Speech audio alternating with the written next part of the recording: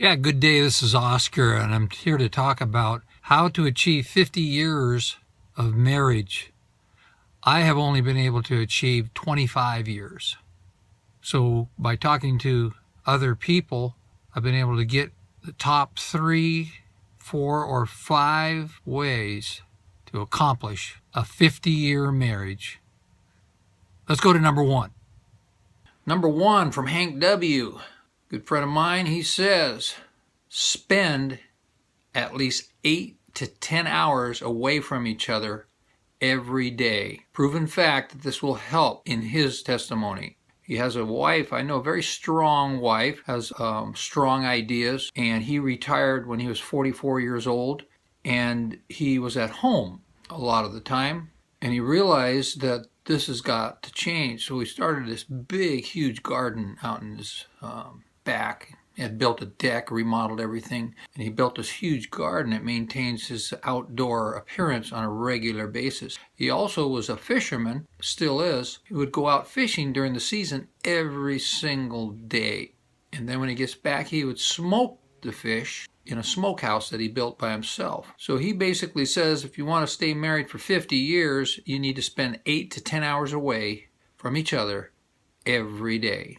That may vary depending on who you are and what your relationship is. But basically, the premise on this is that if you have difficult personalities or strong personalities, it allows for space, a breathing space. The value of this is that if you don't get along very well anyway, or you have a lot of personality differences or cultural differences, some extreme issues that if you were around each other a lot of times, they would develop or be expressed. So by being apart, it limits the amount of necessary evils that would happen if you were together all the time. Now, obviously, you would work on your marital situation, your communication, your behaviors, concepts and ideas, and character. But the premise basically is it gives you a space. It would be like the cat and dog syndrome. When you have a cat and a dog, given that they don't get along, they're together in a cage, the best thing to do is to separate them out, get them apart from each other.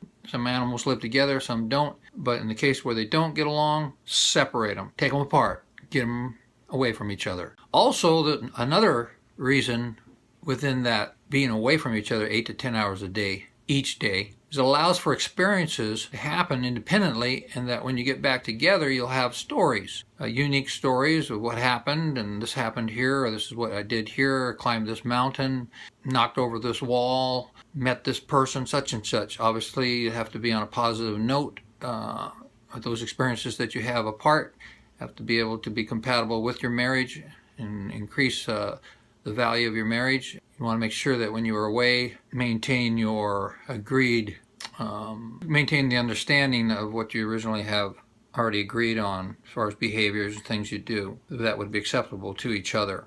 Obviously, you don't want to go out and run around with other people that might create danger or life-threatening issues. Anything that would impact the marriage in a negative way within that 8 to 10 hours would not be advisable. Yeah, that 8 to 10 hours a day, you would have the same story. If you spend 24 hours a day together, you'll have the same story. You might have a different perspective on what happens, but you're still seeing the same thing.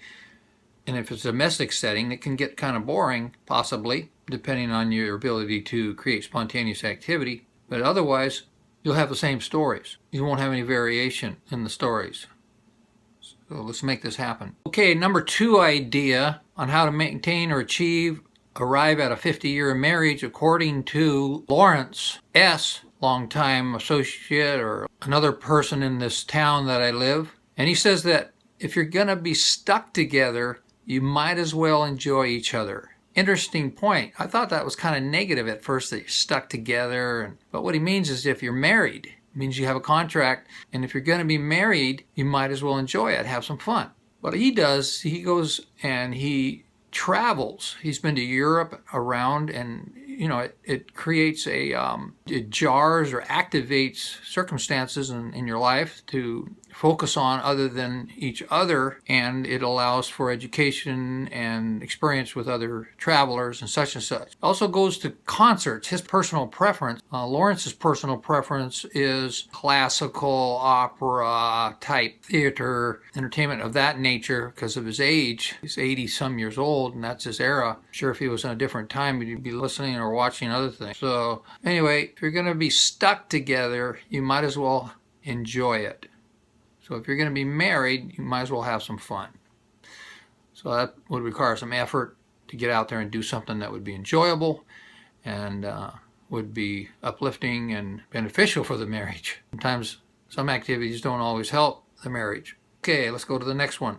Okay, next one is I was in a town nearby, and I talked to this gal. Her name is Kelly E. And she says that we are friends, not we become friends or that we have to be friends. They are friends. And if you know what friends are, I mean, the basic understanding most people say is, well, someone you can talk to, someone you can rely on, someone that you have respect from in an association. There's many, you can dovetail in friendship forever, all day long.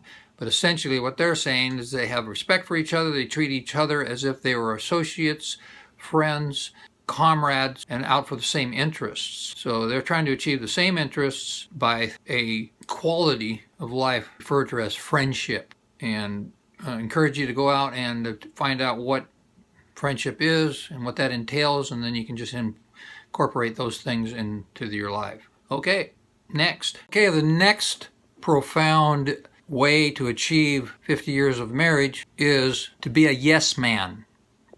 This was done by Mark S. He had 5 daughters, and of course he has a wife. And what does that mean, be the yes man? Is that a negative thing where you always have to do what everybody else says and you're just flopping around following some other people's leads? No, that's not the case. What he says it means is to be compatible, agreeable, amiable, etc., negotiable. He says you're not sacrificing or compromising your values or your, per se, self. It's basically you're becoming open and available to the interests of other people and open to new ideas and willing to see that other people achieve their interests, contributing to other people's ideas and their goals. The other thing, he says, if somebody wants something and it doesn't really matter, there's no reason to be picky, like the paint color of something or a route to a place. You have to become flexible, open to ideas, and willing to do those things and be patient. Obviously, it's more to it than that. And the underlying thing is if you don't have patience, it's going to be a difficult problem. But if you have that built in already where you're sociably able, then you should be able to maintain 50 years of marriage by what he calls being a yes man. And he's happy about that because it's a good thing. It's not a bad thing. The yes man, sometimes for men, is that you're being told what to do and you're the man and you have to sacrifice yourself for other people. And that is a problem and can be a problem, but this is not the case that he's talking about here. Being a yes man in a positive way, making things happen, supporting things, and making things go. Become willing to listen, to wait, and to listen to the other ideas and agree to advised, pre-agreed ideas on how to maintain a good relationship. So pre-agreed ideas like what you're going to do under circumstances of such and such. My head looks crooked. My head looks crooked in there. My head looks crooked. Is there a deformity here? My eye is dropping. How about that? Nuts. Anyway, pre-agreed stop gates, ideas if things come up. If I get upset, remind me that emotions are strong and that we've had better days and better moments and emotions are maybe overriding you. Take an hour, we'll get back to you. It's really important that we remind each other of that. Last and final, from Stephen, what's his last initial? Stephen. Anyway, he says study communication together or review it on a regular basis, because what happens is little problems can eventually develop into big problems. Unless you're able to communicate, you're not going to be able to go through. So basically, you can get anything you want and do anything you want through communication. And that would mean that even if you agree that something's not going to be so well accepted, at least you're able to say, hey, I need to talk to you. This is what's on my mind. This is what's been going on. This is how I've been feeling. I just need you to listen to a few minutes. It's not a situation where I'm going to want to argue or degrade. I just want to tell you what's going on, and we need to follow through with these concerns.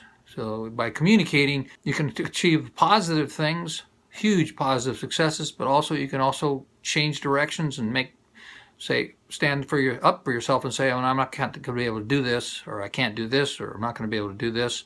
I don't like that. I'd rather not do that. Honey, dear, words of respect along with sincere, strong commitments to ideas. You'd want to have a lot of respect, like, dear, sweet, loved one, I need to talk to you about something really important. So study communication together on a regular basis. I've been able to implement these things in my life and marriage, and I'll give you details about my life and marriage later, but advice from those of 50 years of marriage and more. Advice on how to achieve 50 years of marriage, 50 years of marriage, and more from those who have. Over and out.